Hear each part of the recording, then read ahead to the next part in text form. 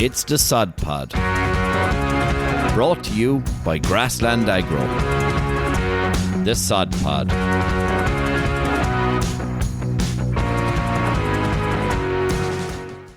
Hello, and welcome to the Sod Pod. It's episode 13.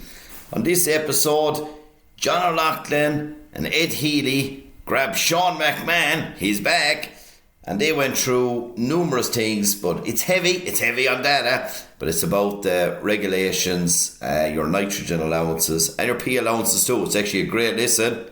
Let's go. So Ed and Sean were on here today, and we're going to cover, I suppose, nitrogen allowances. There's a lot of queries coming in there at the moment about them, but maybe just before we get stuck into it, grass growth still a little bit poor in the southeast, Ed? Yeah, look, it's only just about meeting demand. Now the prediction is good, John. It's predicted to get up to 70, 80 this week. But look, sure, we'll see. Does that actually come now? Good bit of rain forecast now in the next week there, so we'll keep our fingers crossed. That's all we can do. Sean, in the northeast, how are things going? Not too bad, John. I've noticed on farms that I've been sort of on the last couple of days that there's sort of that green base is coming back into paddocks where it was more of a yellowish colour / whitish colour whenever paddocks were grazed. Growth is, I would say, in between 50 and 60, and in some, and in more, it's picked up, I'd say, in the last couple of days between 60 and 70. I've seen one or two farms growing over to 70 there for the last 6 days. But as Ed mentioned, it's probably, on most farms, it's just a bit shy of, it's 5 or 10 kilos shy of where farmers would like to see it for the time of year. And as well as that, as you have reported on social media this week there as well, John, with silage first cuts back 10%, the opportunity to claw back that pitted silage or bales or whatever the case may be. Hopefully we're not running out of time. Hopefully we haven't peaked with growth, but we'd want to get heat and a bit of rain very, very shortly. Yeah, we've been waiting for this growth to come, and like the longer it goes on, the less likely, in my opinion, we are to get a real big bounce. But I think heat is probably the missing factor. 2 or 3 weeks ago, John, you were on about buying sunglasses for everyone in the company. And for our customers, but that one was luckily we won't need them this year. But the biggest thing I'd say, Shawnee, is there's maybe not as much fertiliser applied in some instances. Slurry was missed in others, but little bits of damage done. But it's just that heat, just that bit of kindness in the weather is probably what we need more than that now, and the kind of real warm, bright weather. So hopefully it will come. But I suppose one of the things we wanted to cover today, lads, in a little bit of detail, I suppose, was we're kind of encouraging farmers maybe to try and push on with a little bit of fertiliser there, but it's very important not to fall foul of your nitrogen allowances. We just wanted to delve into that in a little bit of detail today. Yeah, it's a huge topic there now, and it's something that a lot of our advisors are getting asked at the moment there, because there is a massive amount of confusion there about what quantities farmers can actually buy, and hopefully Shawnee McMahon there will be able to shed a little bit of light now on what steps we can actually practically take to calculate what we bought so far this year, and what we can actually buy then with the rest of our allowance. Yeah, so just to start off, Sean, there, you have a specific example of a farmer in derogation that we're going to run through. Do you want to just outline some of the details there of this farm that we're going to chat about? Yeah, so I'm going to go through an example here for you. This example here, so we're going to show the calculations for calculating the farmer's nitrogen allowance and phosphorus allowance. It's a fairly basic example, just to keep it sort of straightforward, because it has got complicated in recent years. So set the scene, okay? Farmer farming 68 hectares in total, 110 cows in band 2, 30 calves, so 30 0 to 1s and 31 to 2-year-olds, okay? So this farmer's previous year's grassland stocking rate was 184 kilos of organic N. So the farmer is in derogation and has applied for derogation in 2024. Okay. How do we calculate the nitrogen allowance? So what we need is the previous year's grassland stocking rate, and we also need the land area that the farmer has on the basic payments or the area aid for 2024. So in this scenario, this farmer falls in the stocking rate bracket between the 170 and the 210. And going on that previous year's grassland stocking rate, that would mean that that farmer has an allowance for nitrogen of 254 kilos of nitrogen per hectare. Now, that's before the proposed 5% cut has been taken into consideration. We were told that there was going to be a 5% cut to allowances this year. That still hasn't went to public consultation, and there is a high likelihood that may not actually come into effect for this year. So we may still, for this farmer, we may still be at the 254 kilos of nitrogen per hectare versus the 241 kilos, which would be a 5% reduction.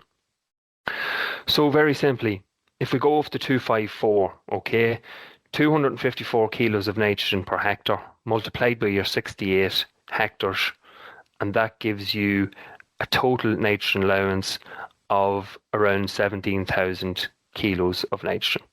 Okay, so the nitrogen is fairly straightforward. P is slightly more complicated. Okay, so I've split the farm up just to try and set the scene a wee bit better. So there's 68 hectares in total. 40 hectares is the home block, or the milking platform we'll refer to it as, and 28 hectares is the silage block. So straightforward, lovely farm, just a milking platform and a silage block.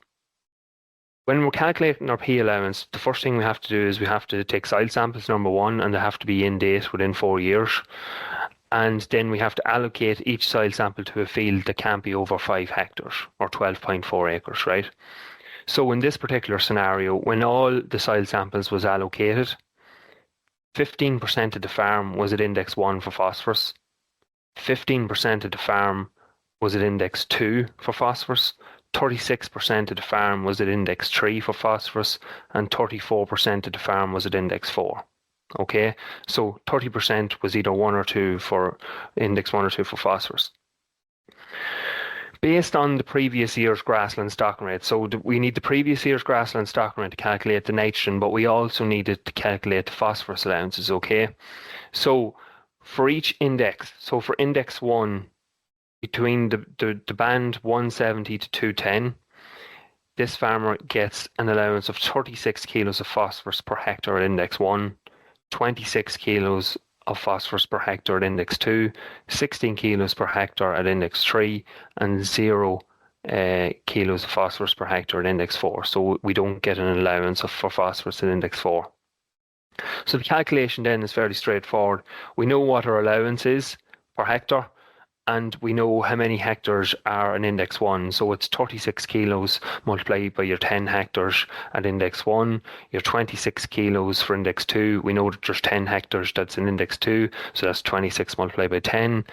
And then in index 3, the allowance is 16 kilos per hectare, and there's 25 hectares in total at index 3. So when we multiply them out, we have 0 allowance for index 4, so that's not applicable. The P allowance is 1,020 kilos of phosphorus. Okay.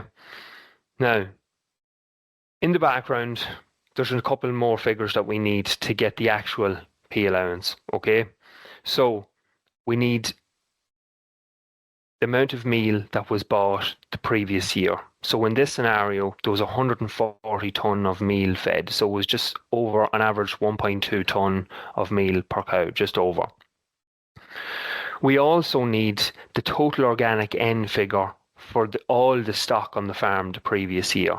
Okay, so every animal on the farm is divided up into different bands. So you have your dairy cow, which historically was just a dairy cow. It was just one figure of organic nitrogen for that animal. But now it's split up into different bands: band 1, band 2, and band 3. And the reason for that, as we know, is that the research that Teagasc have done says that the lower producing animal, or cow in this case, is consuming less and emitting less nitrogen, or excreting less nitrogen, whereas your higher producing animal is consuming more and excreting more. Okay, so for band 2, the organic N excretion rate for that animal is 92 kilos of organic nitrogen. So for every animal in band 2, or every cow, dairy cow, 92 kilos. So you multiply the 92 by the 110 cows that have averaged over 2022, and that gives you a total organic N of 10,120. Okay, that's just the cows. Then the calves is slightly smaller figure, as you would expect. So the 0 to 1s at the moment, for every 0 to 1 on the farm, is 24 kilos of organic N. So you multiply the 24 by the number of 0 to 1s you had throughout, or the average number throughout 2023 for your 2024 allowance. So that's 24 multiplied by 20 is 720. And you do the same for the 1 to 2 year olds. Their excretion rate for those animals is 57. So it's 57 multiplied by 30 is 1,710. So what we do then is we add all those different figures up, and we get the total organic N for the farm, basically. So for this particular example, it's 12,550 kilos of organic nitrogen, right? So the next step is we need to find out how many actual livestock units is on the farm, because there's a dispensation for every livestock unit that you have on the farm. There's 300 kilos, or 0.3 of a ton, discounted from the concentrate figure. Okay, so we have our total organic N figure for the farm, which is 12,550, and the figure that's divided into that is 92 to get your livestock units for that farm. And whenever, I don't know if you have a calculator there, Ed, if you divide 12,550 divided by 92, that will tell us how many livestock units we have on the farm. 136, Shawnee. 136, right. Next step is 136 livestock units, and I said that for every livestock unit on the farm, there's 300 kilos of a meal allowance. So 136 multiplied by 300 is 40 ton. 40,800. 40,000, so 40.8 ton. Okay, so in our meal calculation, we're being discounted 40.8 ton. So there's 40.8 ton that has to be subtracted off our total figure that's not going towards our P allowance. Okay, so we have our initial figure of 140 ton of meal bought in 2023. We minus 40.8 ton off that, and that leaves us with roughly 99 ton, or 99.2 ton. Okay, now for every ton of concentrate bought, there's a default figure of 5 kilos of P per ton in 1 ton of concentrate. Okay, so we're going to use that default figure in this example. So if we multiply the 99.2 ton that's going towards our P allowance, or has to come off our initial P allowance, multiply by the 5 kilos per ton, that's 496 kilos. Okay, so we have taken in 496 kilos of phosphorus in the meal that has to be discounted off our initial P calculation. So the initial figure we got, I wrote down here, Ed, is 1,020 kilos for P. We minus the 496 kilos off that, and then that leaves us with our actual P allowance for 2024. So we have 524 kilos P. So that's our allowance. Now, that's a very straightforward example, okay? There's no exporting of slurry in that example. There's no P build-up in that example. it's as straightforward as I could get it, but it's just to try and get our heads around how these nitrogen and phosphorus figures comes about, because with the fertiliser register now, they're always important, but they've become even more important now with the change in regulations, with the no soil samples, no P allowance, and the fertiliser register coming into effect there as well. Any questions? I've done a lot of talking now. No, thanks very much, Sean. That's a great insight. I suppose it's very important, Sean, if you're trying to, whoever you're getting to do this information, to be able to provide the necessary detail to the advisor, whether it's Grassland, a private advisor, or Teagasc advisor. Gathering the information is really important, isn't it? Gathering the information is the critical part to this whole process, John. When you have the information, the plans are relatively straightforward. Okay, there's a lot of figures to be punched in, and you need to know what you're doing, and you need to be able to navigate your way around whatever platform you're using. But having the figures in front of you, gathering up the meal dockets, getting the farmer to log on to their ag foods to pull their previous year's organic nitrogen statements, to find out what was the previous year's grassland stocking rate. All that takes time, and that's the most time-consuming part. And it's critical that the information is correct, because the NMP figures at the end of it will only be accurate if the information that's going into the plan is correct. No, that's a very fair point to make. That's just, I suppose, if a farmer out there was looking to calculate how much N and P they have bought in already this year, okay, so they have their allowances. I don't know if you want to put a figure on it, Sean.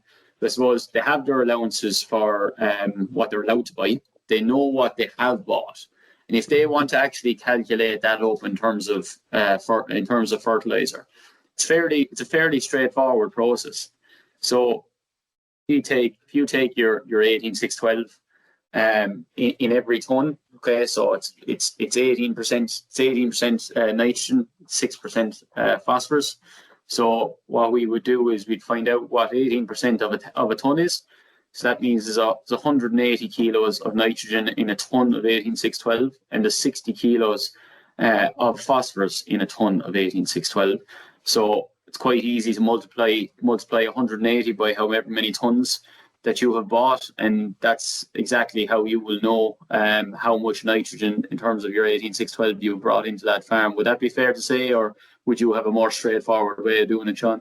No, yeah, that's 100%. You've hit the nail on the head there, Ed. What farmers need to do is they need to pull the data that's on their national fertiliser database on their account, pull the tons of product that have been bought so far year to date, and they need to do the sums and subtract it from both the N and the P. There's no limits to K or sulfur, so pull the N and the P and just make sure that nitrogen, we in some places we could be coming close to our nitrogen limits, but I would say that the year that has been in it, we've a bit to go yet, but the P allowance could be used up very, very quickly in the springtime, especially because that's the advice is, if you have a P allowance, you're putting between 50 and 75% of it out in the springtime to just kickstart that growth, get tillering going. It's the sort of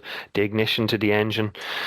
So that's what we're seeing this year. And even ourselves, we've seen that the amount of farmers that is buying fertilizers with P in it has reduced significantly. They either don't know what their P allowance is, or are just not going to take the chance. Yeah, that's it, Sean. You're either some farmers are maybe don't know their figure, or else they do know their figure and they don't have an allowance and they can't purchase it. So it is very, very tricky, and it's very important that I suppose we improve soil health, and I'd say probably the wariness about both nitrogen and phosphorus is definitely having an impact on growth this year as well, that farmers are more hesitant to purchase to apply it, and that's definitely having an influence on grass growth to some degree. Now, there's definitely a big proportion of that reduction in grass growth is down to the weather and the cold and the harshness. And we talked about, maybe slurry not getting out on certain parts of the farm. We talked about maybe bits of compaction and damage as well, but definitely the nitrogen piece is having an influence. And those growth rates of 70 or 80 are only possible if we have sufficient nitrogen in place. And that's kind of why we wanted to have this chat. But Sean, I suppose maybe just to make it very simple, if a farmer goes on and will park the P and they want to figure out their nitrogen, so say they go on and they look at their ag food, and then they go and get their statement, and it says that they're at 162 kilos of organic nitrogen per hectare. How much nitrogen can that farmer apply per hectare per year? So that farmer at 162 kilos of a previous year stocking rate of 162 is obviously below the 170 threshold for derogation. So they haven't exceeded the derogation limit, and they more than likely haven't applied for derogation. So in that scenario, your nitrogen allowance per hectare is reduced from the previous example that we went through. So it's between the 131 and the 170. You're looking at 185 kilos of nitrogen per hectare. Below the 130 is sort of for the lesser stock farms. You're looking at 114 kilos of nitrogen per hectare.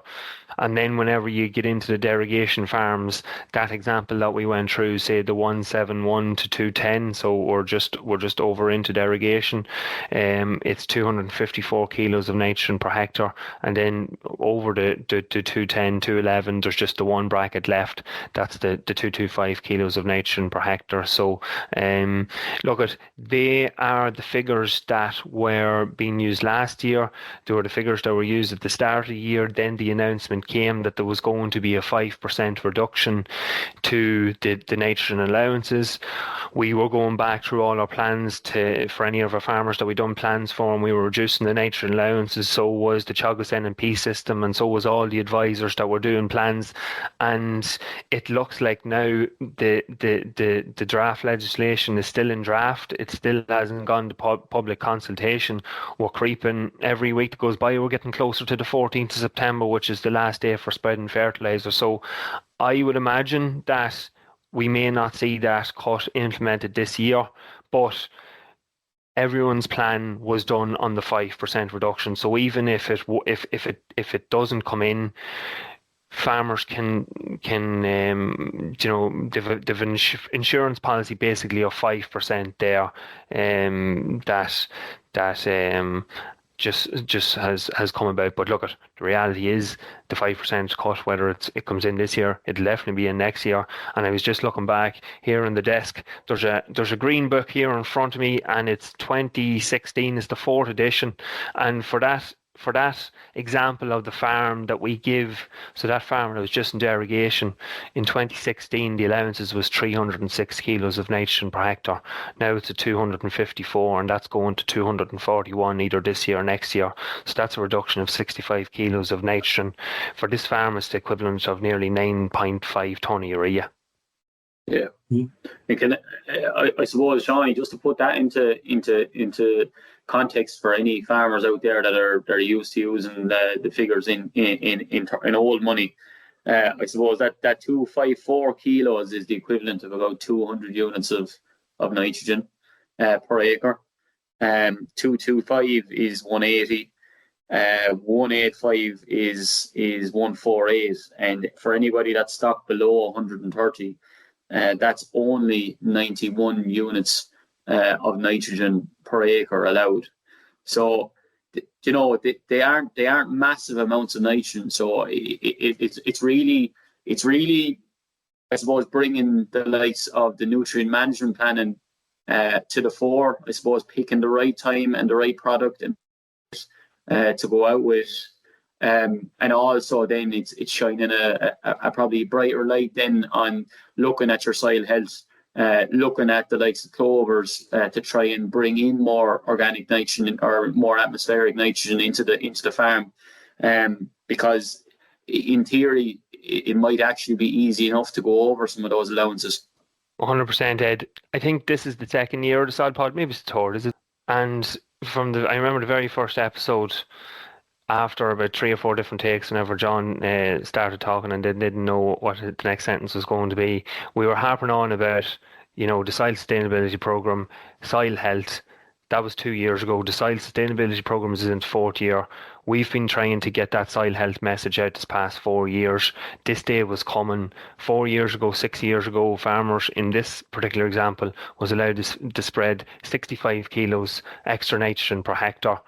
We still need to grow to 12 to 14 tons of grass, because the more grass that we can grow, the more economic it's going to make the farm. And we are facing into now more cuts to nitrogen allowances. We're going to be asking more of slurry, more of clover, and more of the soil. And the nitrogen's in the soil. We know that from the Solvita campaign. We've 3 or 4 years data of the Solvita campaign. We're in the middle of one now. We know that the bank of nitrogen's there. It's just trying to find the key that'll unlock it. That's what we're trying to do. Yeah, and I think that's a really important point. There still is, even though these nitrogen allowances are under pressure the whole time, there's still plenty of potential out there to grow a lot more grass, and there's plenty of any in the ground that we can actually tap into. So what I'd like to do now is, just so we get this on record there, John O'Loughlin, you have there's hurling going on at the weekend. Kilkenny are probably up for the win now, I'd imagine, but you probably have your own thoughts on that. No, Kilkenny have won already. You're right. Jeez, lads, you heard it here first. I don't know. You're in independent, Sean. What do you think yourself? I have a soft spot for Clare. Not going to lie. I like Brian Lohan. We're going to put it there right now. And Sean's not coming back on the sod pod again. He nearly bored us to death there, Ed, with that talk and where the figures are coming from, and then he comes in and rattles you like that. I got a nice 10 minutes of the snooze there at the middle there, John. I didn't know where those figures were coming from at the end. We'll have to get James to put in a health warning. Don't be operating any heavy machinery there. While you're listening to where the figures come from. Oh, thanks, lads. Invite me on. No, but in fairness, I think it is important to see how the sausage is made, to be fair, Tony. And it's just to get a context to where it's coming from as well.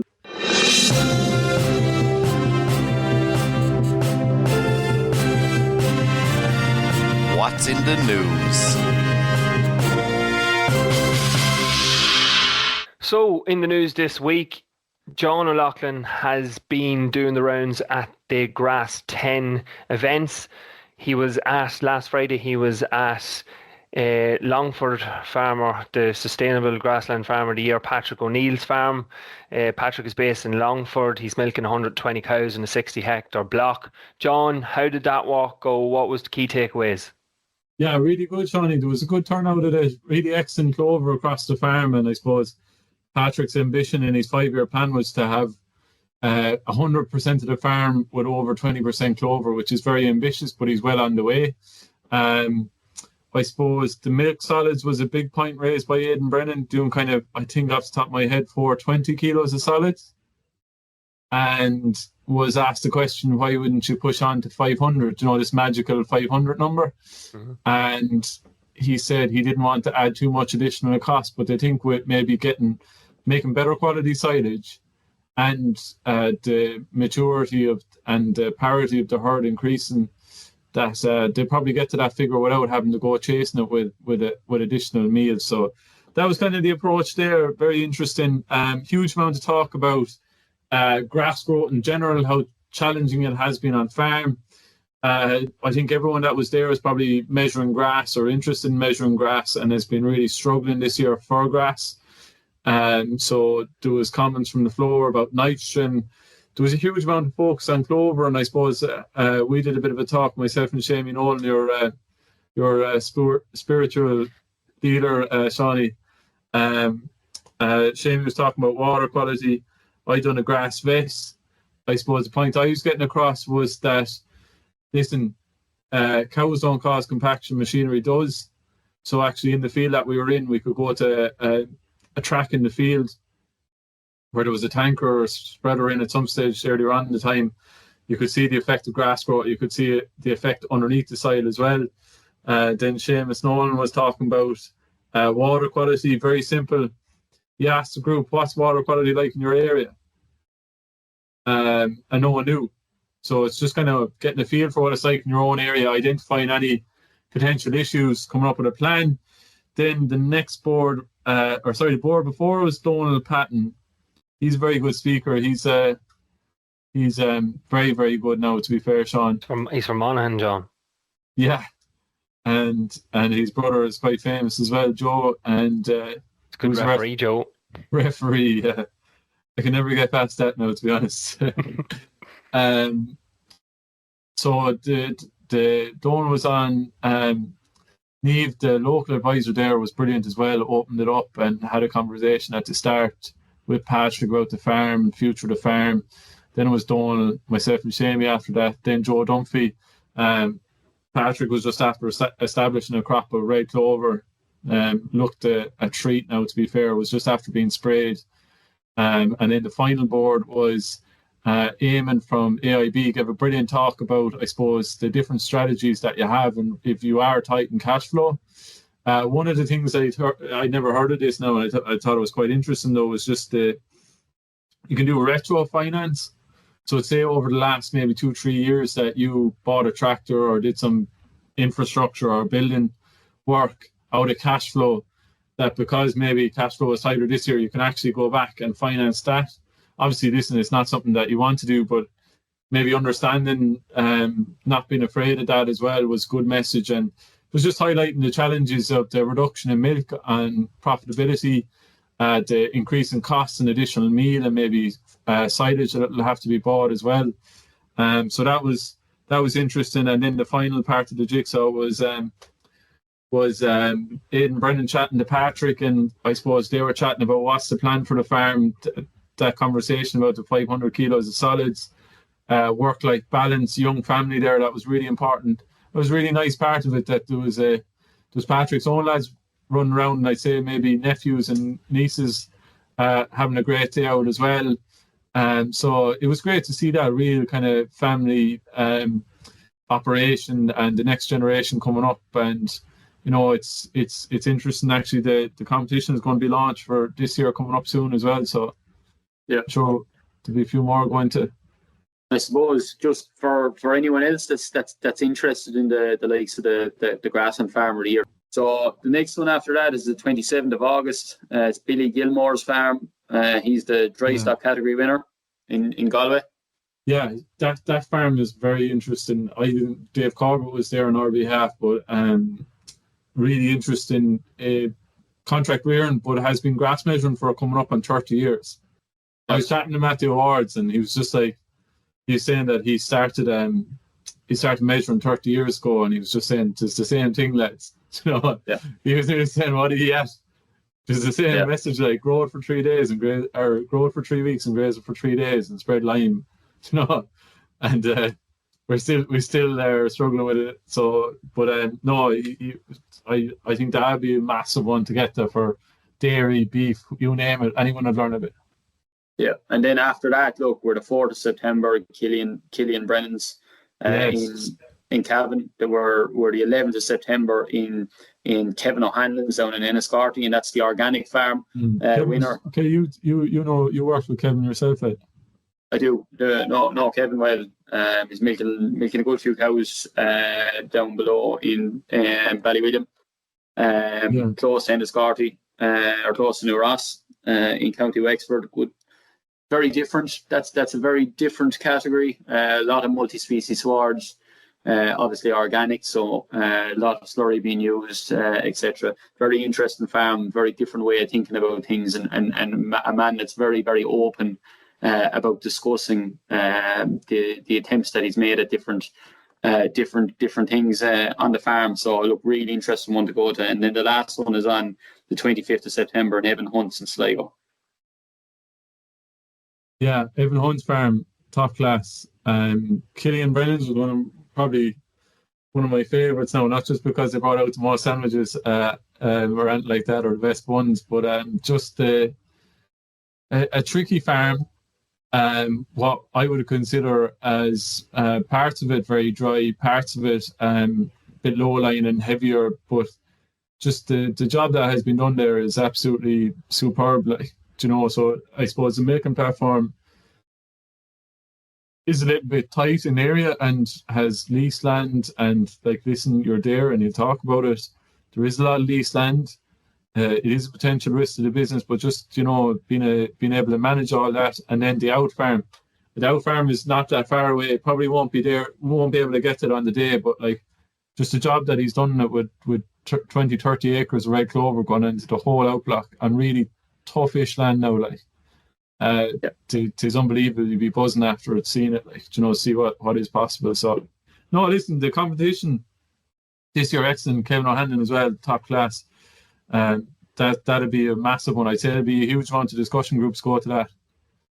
So, listen, we'll chat more about them as they come up along. There'll be a lineup of probably a couple of us from Grassland featuring at the event, so we'll be able to chat more as we go through them. But I think that's it for today. Brilliant. Thanks very much, lads. Thanks, lads. Thanks to Johnny, Ed and Sean there.